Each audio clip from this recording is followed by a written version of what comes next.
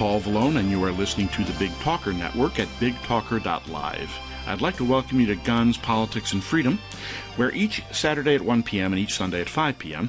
we give you the ammunition to better defend your gun rights. I'd also like to thank our sponsor, Hyatt Guns, America's largest gun shop. Check them out at hyattguns.com. In case you aren't familiar with me, I direct Grassroots North Carolina, or GRNC, since 1994, our state's most effective gun rights organization. As its director, I was involved in drafting and passing our original concealed handgun permit law. Since then, GRNC has gone on to engineer passage of concealed handgun reciprocity, our purchase permit bypass, Castle Doctrine and Stand Your Ground, the expansion of concealed carry into state and municipal parks, restaurants, public assemblies, educational properties, and much more.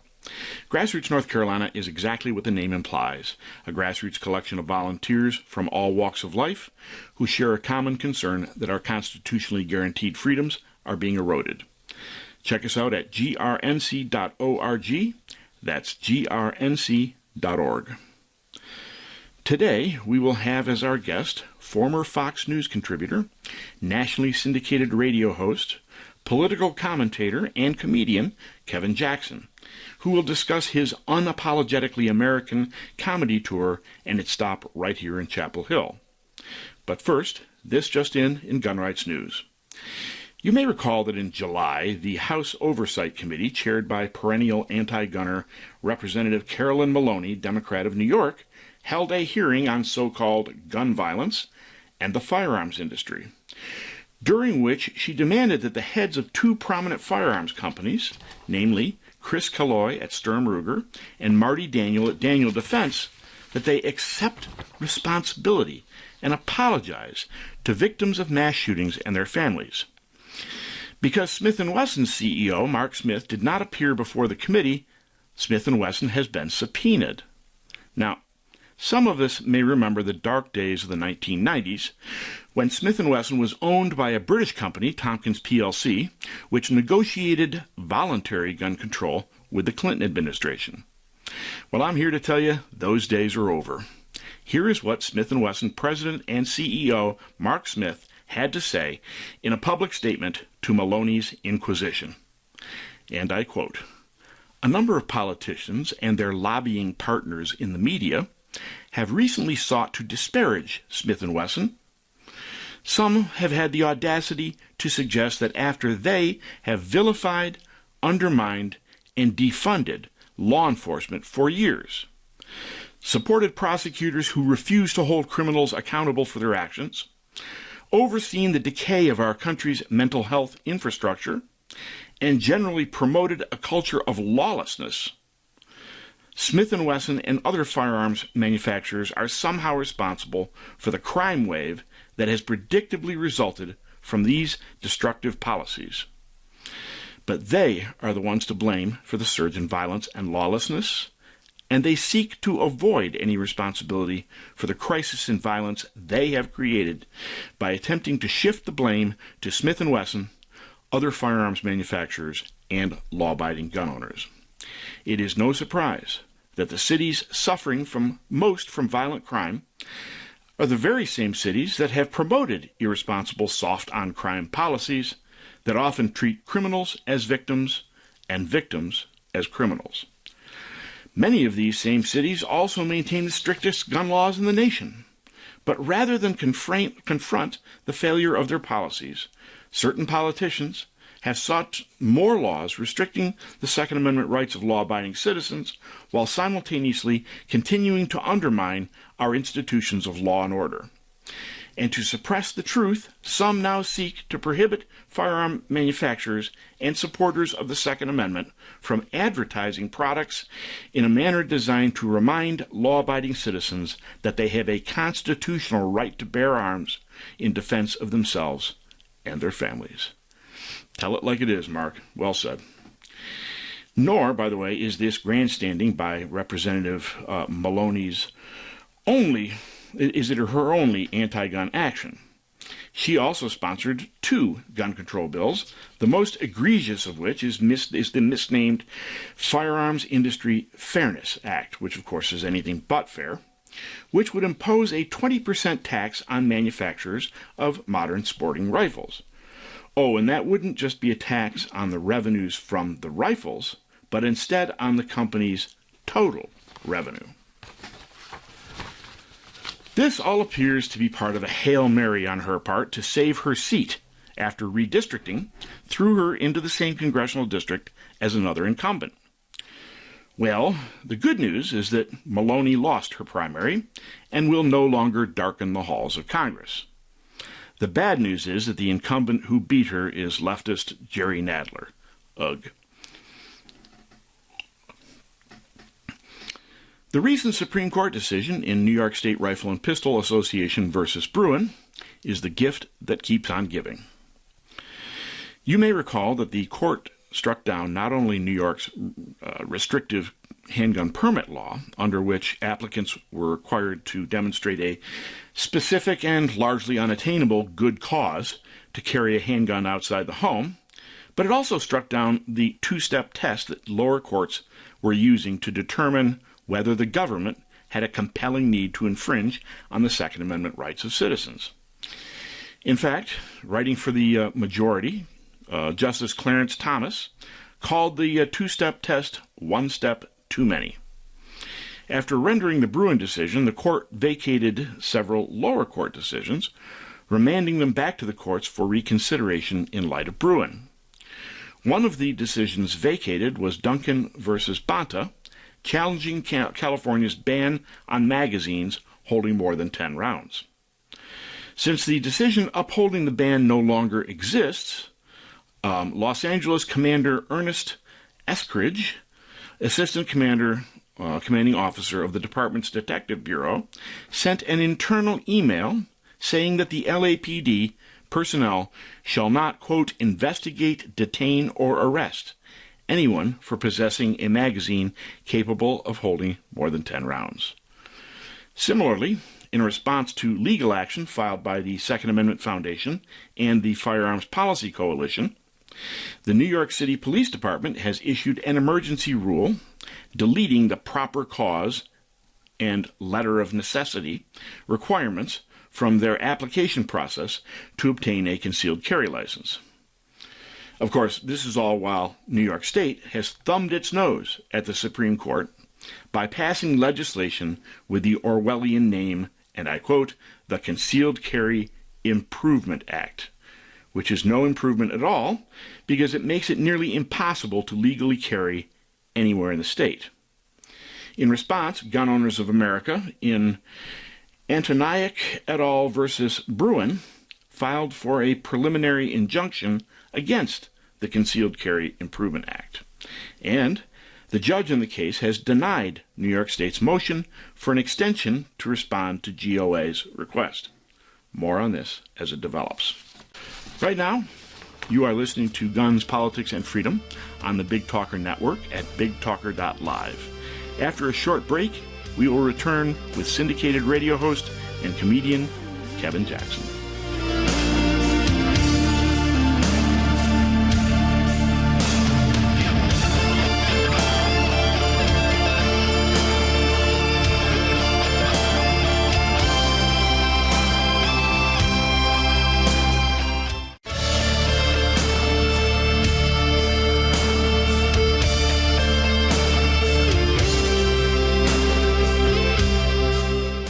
My name is Paul Balone. You are listening to Guns, Politics, and Freedom today on the Big Talker Network at bigtalker.live. Our show is sponsored by Hyatt Guns, America's largest gun shop. Check them out at hyattguns.com. We are honored to have as our guest today Kevin Jackson, who has been a Fox News contributor and is a director, award-winning filmmaker, best-selling author of 3 books, host of a nationally syndicated radio show and podcast, author of daily political articles, a razor-sharp political humorist, and CEO of the Kevin Jackson Network. Welcome, Kevin. Thanks, Paul, but you need to continue with all of my accolades, my friend. I was going to say, that's quite an impressive list of accomplishments there. Not too bad for a guy that's only 27. No, I'm kidding. No, I looked you up. I know better. I have something I want to thank you for, too. Having listened to your radio show, I noticed that quite correctly, you never refer to the left as liberal or progressive because, of course, they are neither. True? Right. Yeah, I call them leftists. Yep. And I call them plutopians, which are progressive liberal utopians, because, they, of course, are going to save us from all the calamity that will befall us. And, it's such a joke to me. But you're right. They're liberal. There's nothing wrong with being liberal. I mean, I love peanut butter liberally spread on my sandwich. I love I liberally put ketchup on my eggs. So there's nothing wrong with being a liberal. And in fact, when we put these labels, liberals and conservatives, it's such a misnomer because a lot of people are conservative. If you ask people about family values and things like that, many people share beliefs in certain things that are conservative. They also believe in conserving resources. Leftists talk all the time about conservation. Let's not waste energy. Let's not waste natural resources. So we've kicked these names around, and so the only one that's bad is conservative, but supposedly good is a liberal. Well, I'm a liberal. I don't care what people. Yeah, I have friends that smoke dope, as an example. I don't care. I've never done it, but it's considered a liberal thing to do. No, the liberal thing is that I don't care that you do it. My conservative values don't allow me to do it, but you can partake all you want. So what am I? And I think what we get, and this is what I love about, what I do, bringing this sort of, what I used to do in management consulting, bringing this risk thing, this analysis to the public discourse. And Justice Clarence Thomas said in his office, we were together, and he said, Kevin, you're the best at that. He goes, you synthesize a message down to its essence, and that is your gift from God. And he's right. Yep. Because, we get into these philosophical discussions, and we want to pigeonhole ourselves. But I'll tell you this, I know what a leftist is. And a leftist is someone who is, dogmatically against what we stand for as Americans, and that's why I call them leftists. Absolutely right. As a matter of fact, I tell people I'm a liberal, at least in the Jeffersonian sense. These people are fascist. Well, not quite fascist, but you're right. I use the word leftist. I just wrote a book on all this. As a matter of fact, I'll send you a copy of it. But they have co-opted. Well, if you send me a copy of it, I'm going to have to find a white man to read it to me, Paul. We can't read over here. All right, touche. But, they've co-opted these phrases, and what people don't realize is that language defines the debate. And so if you allow the left to co-opt your language, you've already ceded ground in the great political debate that is America today. You're exactly right. The lexicon is important. And it's funny that that we're even starting off talking about this, because I tell people this all the time, that when somebody can tell you what to say, because people, Kevin, this African-American, I'm like, what the hell is an African-American? You talking about black people? And they go, yeah. And I go, look, I'm an American who happens to be black. That's just a description. And I'm not the blackest of all the black Americans, even though I was out on the lake recently and got a few shades darker. but it's just some way to describe. Well, Kevin, was he dark black? Was he light-skinned black? Yeah, he was a light-skinned black, bro. He could have been Latino. Okay, we're narrowing in on the suspect. But African-American, like that's some distinction, and the crack up to me is, I've been to Africa, but I'd say 99.9% of, quote, African-Americans wouldn't know how many countries exist in Africa, how many languages are spoken. They would know nothing about the motherland, but they want to adopt this idea that they've got some other cultural identity. And I get it. If you have been made not to believe in the country that you were born and bred and and that you should be in love with, that, by the way, is better than any of the 53 countries in Africa, then yeah, you act like you're missing something in your life. I've been to 22 countries in Africa, and every time I go to one of them, I never feel like, oh man, I so miss this connection. Was I happy to understand the African culture, the various African cultures in the countries I visited? Absolutely. But the same way I would going to Scotland. It was no different for me. I didn't feel any more of a kinship or a connection just because my ancestors are there. I have ancestors, by the way, because I know you're curious, Paul. I have white ancestors from the old slave days, okay? So, yeah, so I'm just as curious about, Scotland and England and Scandinavia, which some of my ancestors hail from. Yep, absolutely. I fully understand. Let's get on to the topic of your unapologetically American comedy tour. One of your folks reached out to me. Why don't you tell people what that's all about? Well, so I wanted to do the first part of it is that there are very few comedians who are willing to stand up for righteousness and speak about things. Comedy used to be the pointing out of anything that was unusual. We're very observant creatures, comedians are, and because you can guise a lot of truth in humor, you can make people wake up to ideas that they ordinarily wouldn't. Now, people called it the court jester. The court jester wasn't really a comedian, but the court jester could do things that the king would pay attention to, and every now and then one would get killed. But for the most part, he could bring things to the attention of the king that others couldn't. And that's what comedy does. If I walk up to you and go, Paul, holy cow, man, I never noticed your feet were that big. I'm telling you you got big feet, and you may be a little bit sensitive about it, but I can say it in such a way that we just have a laugh about it. And then if we get introduced to friends and I say, has anybody noticed how big Paul's feet are? And everybody looks and goes, holy cow, Paul, I never know. Then it becomes the way that we all sort of bond together. And you're like, well, Kevin, big feet, look at your little bitty ears. And so I'm like, yeah, I have little kids' ears. So that's the way that we look at each other and become friends and all that. And most people can take it, and because that's what endears you to people. But we've stamped this out, not we, leftists have, and we've capitulated on the right. And so we don't talk about these things, and it's ridiculous. So true. So now... Yeah, so look at late night. The late night hacks that are out there, the Jimmy Kimmels and the Stephen Colberts, are so not funny. They are one-trick ponies that hate Trump, which means they hate us. And ironically, I tell leftists, live your lie. If you make them live their lie and find out how life is for them. Make them drive only electric cars and make them ride their bikes to power their TVs, and these suckers will be begging for coal. No. That's just for the peasants. And that's not for them. Come on now. Right. It's the same thing with gun control.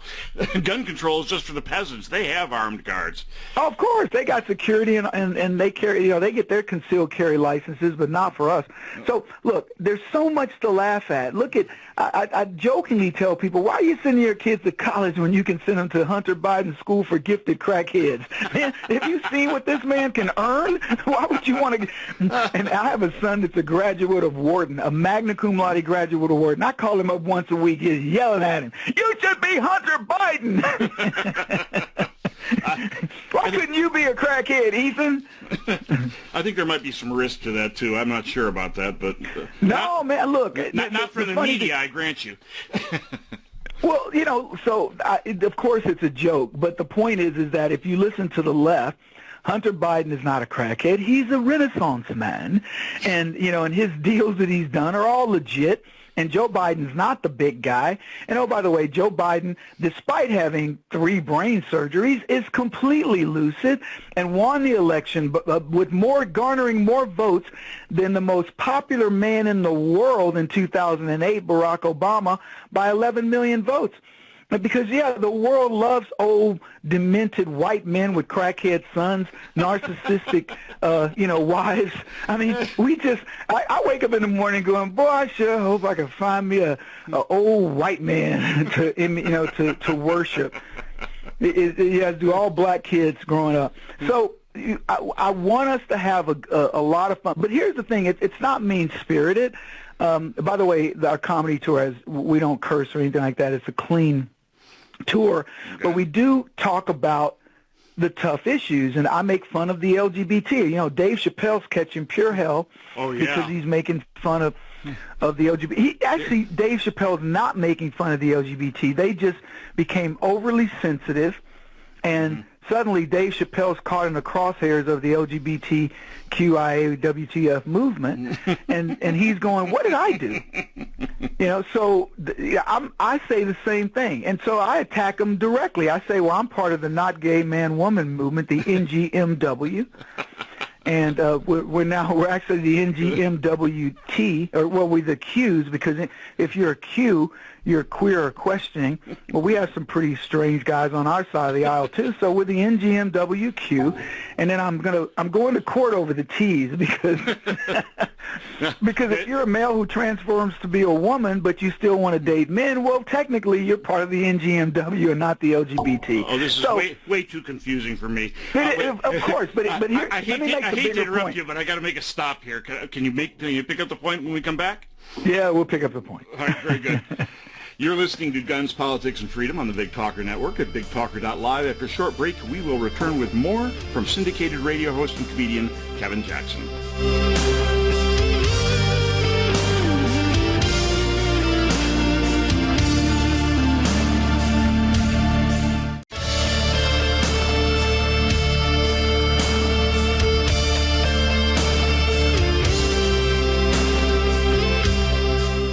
My name is Paul Blown. You're listening to Guns, Politics, and Freedom today in the Big Talker Network at BigTalker.live.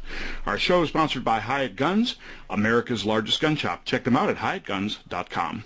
We are privileged to have as our guest today syndicated radio host, comedian, and author Kevin Jackson of the Kevin Jackson Network.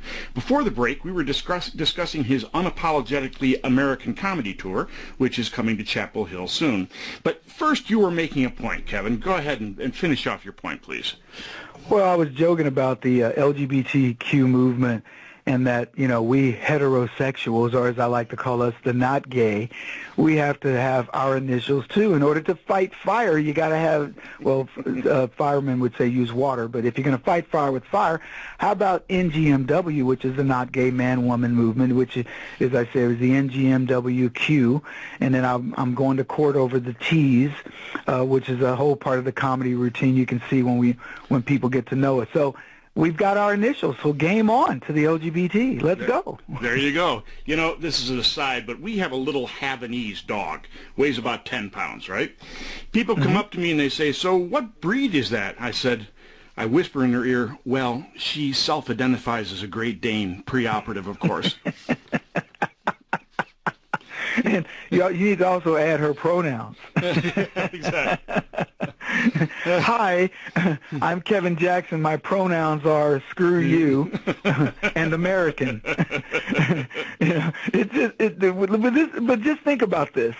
The kids growing up today, you talk to a kid in school, and they may introduce themselves and give you their pronoun. I mean, that's just how crazy we become. People don't. You can self-identify.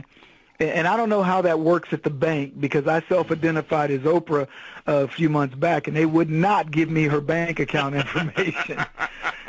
So, but that's the reason why I tell you we have to have a laugh at all this, and we've got to, bring some comedic, do something to release the tension, which I think can be done with comedy. And the reason why I call it unapologetic is because I'm not going to apologize. Come after me. Mm-hmm. I'm just going to continue to joke and ridicule the people that are doing stupid stuff and wanting people to wake up.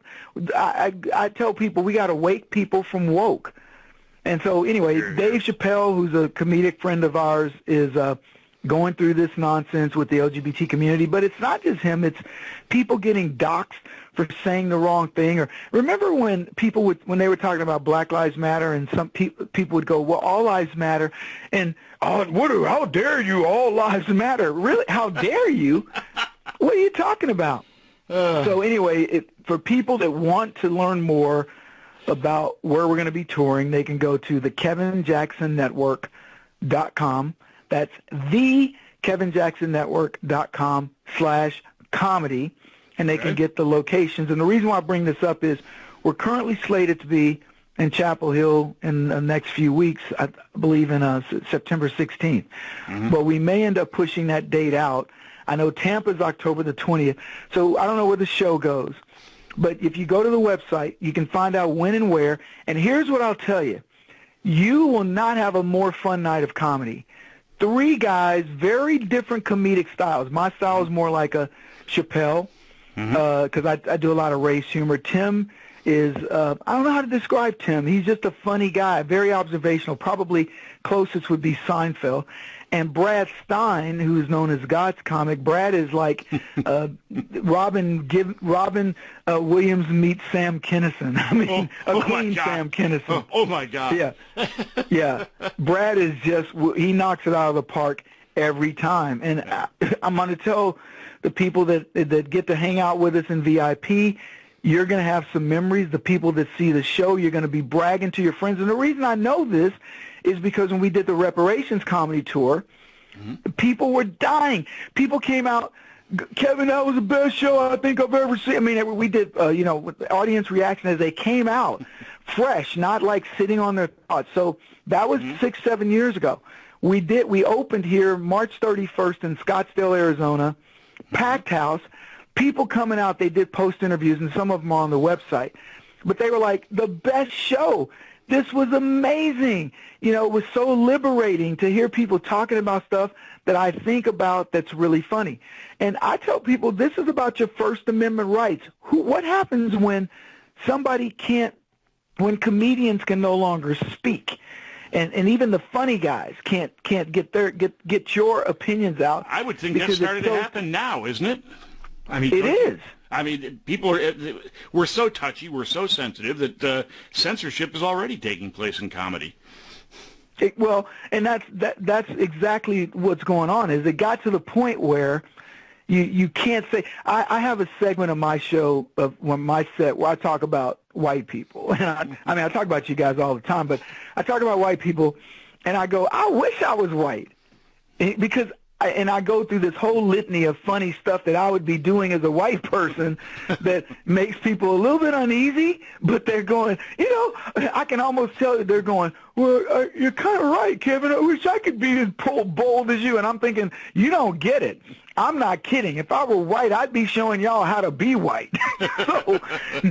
So have fun, white people. But it's a funny little, 2.5 minute bit. We call them bits. That's just about being white, but it's self-deprecating on some of the things that black people do. We talk about feminism, toxic masculinity. I talk about women and how they've let this Me Too, conservative women, how they let the Me Too movement sort of ace them out.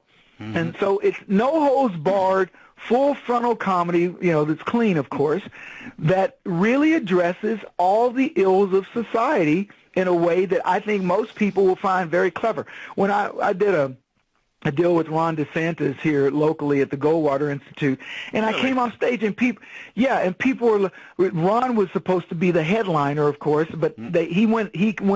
Then they did an auction. An auction, an appeal, I should say. And then I finished the show. And when I finished that show, the person who runs the Goldwater Institute gave me a big hug as I came off stage and said, "Thank you for saving my event." Number one, even though DeSantis was there. And then, the place mobbed me, cracking up. They were like, "Kevin, you were so funny, I couldn't get air." And then two people said to me, "You were funnier than Dave Chappelle," which is a really good compliment. And it's probably 5. I'm telling you, it's the highest compliment you can get. And 5 people at least came up to me and said, "Kevin, you know what I love about your comedy?" And I said, "What, racist? Don't you love it all?" No. I said, "What?" And they said, "What I love about your comedy is while I'm laughing, I'm thinking, but that's so true."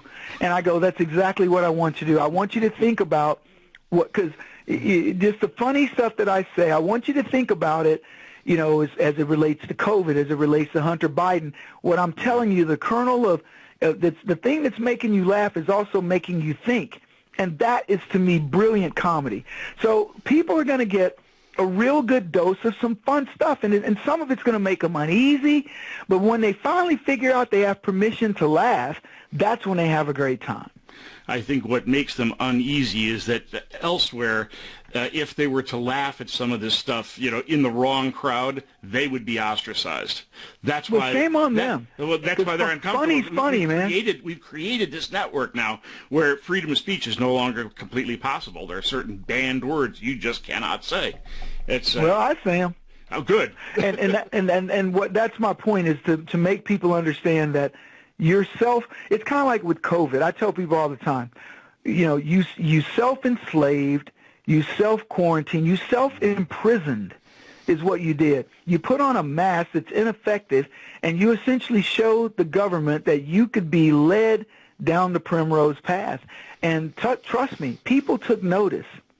So, we laugh at people in San Francisco that have dog collars and, have their mate leading them around on a chain. But the government did it invisible. They used invisible fencing on you white folks, and y'all went for it. Well, not this white folk, but that's another matter. We'll get into that some other time.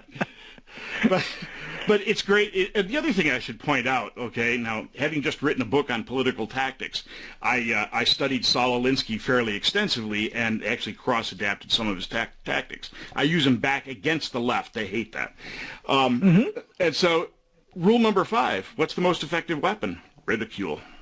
Ridicule. Look, the French built a system of government on ridicule. What people don't understand is the way you got to the king in court was you had to best the person underneath you. So if you were 5 levels down, but you had wit and charm and you could get, quote, to court, the king noticed who was rifling through people. Like they would maybe talk about your dress, like your tattered clothing. And then if you went right to a guy's big nose or something, and you could make him back off of you, the word got around court that Kevin Jack, man, don't mess with Kevin. And so then the king would be like, who is this black dude everybody's talking about? I didn't realize we had that many black funny Frenchmen, So you'd go in and the king would want to sit with you, and he would bring you, as the person. You became his rapier, you became the guy that if somebody messed with the king, they'd say, "Get him, Kevin," and you'd go, "Oh, so you dare talk to the king?" And then I would rip you to shreds verbally. And so, ridicule is it. That's why comedians make so much money, get TV shows, build up huge social media. That's why they kick me off Facebook and kick me off Twitter, is because I don't deal with your with the politics of the day. I deal with the craziness of the politics of the day. I opened the set with Goldwater by saying, hey, I actually wasn't the chosen speaker. I think it was Hunter Biden, but he was too busy getting his adult video award tonight, so they called me on. That's just funny, right? So when you do things like that, people, and my mind is built for it. I mean, it is built to ridicule. And because when I was a kid, we used to shoot the dozens, and your mama's so fat, your mama's so black, your mama's so white, your mama's so ugly, you so poor. We grew up with that. And so I'm constantly making these things, like they come to me just like a flash of brilliance. So don't get into a verbal spat with me, because I'm going to slap you down. Okay. And what people need to... I'll remember that for the future, for future reference. Yeah, man, I will go to... you'll wish I had hit you. I mean, there are people who go, why don't you just beat me up, man? Kevin, unfortunately, we are running out of time here. Why don't you tell people again how they can get the comedy tour? Okay, you can get everything you want from me, my radio show, what we do to help kids, our philanthropic efforts, thekevinjacksonnetwork.com. And if you want the show, just do /comedy, and the show will pop up. But anybody that wants to keep in touch, and by the way, we are vicious about keeping in touch. I will call you, I will text you, however you keep in touch with me, I'll keep in touch with you. So we love getting an interaction. I hope that many people will check us out and continue to check out your great works too, Paul. Well, awesome. Thank you very much for keeping free speech alive, okay? This is what it amounts to at this point. My pleasure. Folks, you are listening to Guns, Politics, and Freedom on the Big Talker Network at bigtalker.live. After a short break, we will return with more information better enabling you to defend your gun rights.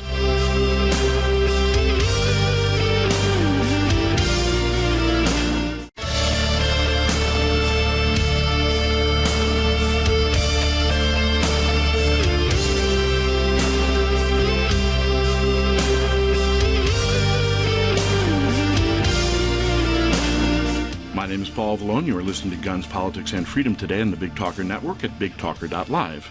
Our show is sponsored by Hyatt Guns, America's largest gun shop. Check them out at hyattguns.com.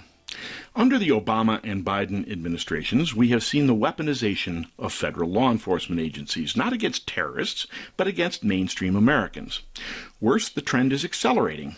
Way back in the Obama administration, we had Lois Lerner, who weaponized the IRS, using it to systematically deny nonprofit status to Tea Party and other conservative organizations, including going after a woman named Catherine Engelbrecht, the founder of True the Vote. True the Vote, which documented trafficking of ballots in the 2020 elections, which eventually became the Dinesh D'Souza movie 2,000 Mules. Incidentally, the Obama administration didn't just use the IRS against Engelbrecht, but also the FBI, OSHA, and ATF. And then, back in 2016, the FBI abused the Foreign Intelligence Surveillance Act, or FISA, and its warrant system for secret proceedings begun after 9/11. They used it to spy on Donald Trump, not only during his campaign, but even after he took office, even lying about the source of its information to get the FISA warrants. Then in June of last year, we saw the Department of Homeland Security, ignoring a year of violent riots by Antifa and BLM, submit a report and national strategy for dealing with domestic terrorism, specifically from what it defined as domestic violent extremists. And who are they? Well, of course, it claimed they included white supremacists and militia violent extremists. In other words, conservatives, at least as they would define us. Or how about last October when the Department of Justice, in an apparent response to the National School Board Association, which wanted them to invoke the Patriot Act against parents who had the audacity to stand up to schools against pushing critical race theory and the sexualization of children. And so the DOJ issued a memo threatening to have the FBI investigate parents. Attorney General Merrick Garland now denies this, although the memo was fairly clear. Then, just weeks ago, documents leaked to Project Veritas depicted how the FBI considers anyone who displays the Gadsden flag, which, by the way, is the flag of several states, the Betsy Ross flag, which flies at the presidential inauguration, or who even uses the symbol 2A for the Second Amendment, to be a militia violent extremist. Ironically, on the weekend of August 6th and 7th, I did a blog on this calling the FBI the Gestapo. Well, on the Monday following that, they proved me right by using a flimsy pretext to have the FBI agents armed to the teeth raid the home of a former president of the United States. And this, by the way, does not count having the FBI do a SWAT-type pre-dawn raid on Trump associate Roger Stone, putting Peter Navarro in leg chains at Ronald Reagan Airport for the horrific crime of refusing to participate in Nancy Pelosi's sham congressional hearings on January 6th, or the seizure of the cell phone of Congressman Scott Perry while he was traveling with his family, all of which clearly depict the use of an FBI as a political weapon against those the Biden administration opposes. And let us not forget the deliberately misnamed Inflation Reduction Act, recently passed by Congress and signed by Joe Biden, which contains $8 billion for the IRS to create no fewer than 87,000 more armed, yes, armed, IRS agents. I guess cheat on your taxes, they shoot you now. But nowhere have the abuses been more brazen than with the Bureau of Alcohol, Tobacco, Firearms, and Explosives. I'll just call them the ATF. Under which virulently anti-gun David Chipman as its temporary acting director and now equally anti-gun Steve Dettelbach as its permanent director has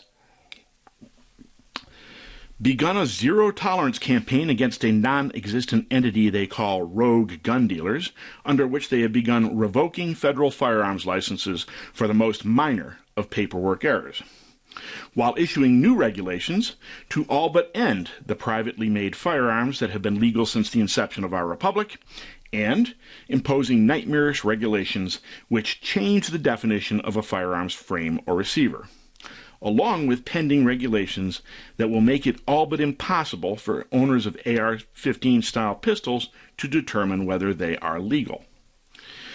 All of this, of course, will subject these people to selective prosecution, as is so popular with dictatorships worldwide.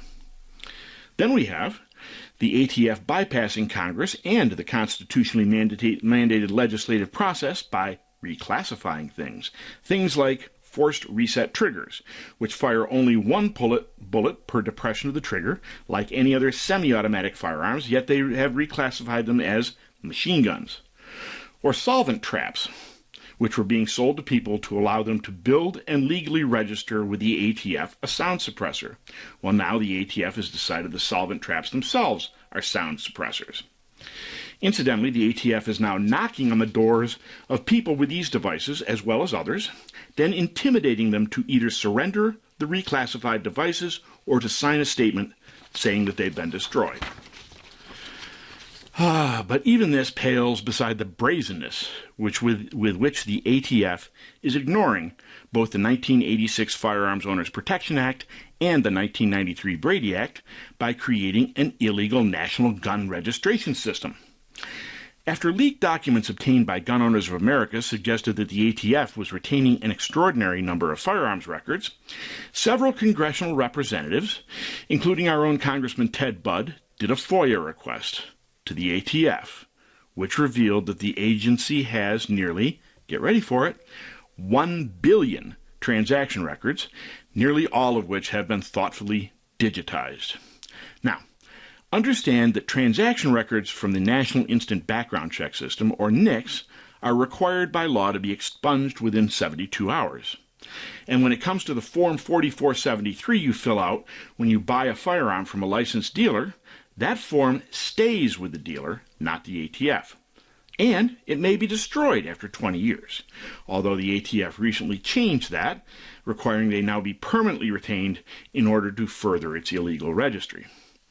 And of course, these forms are only turned into the ATF if the dealer goes out of business, which of course is conveniently increasing under the ATF's new zero tolerance policy.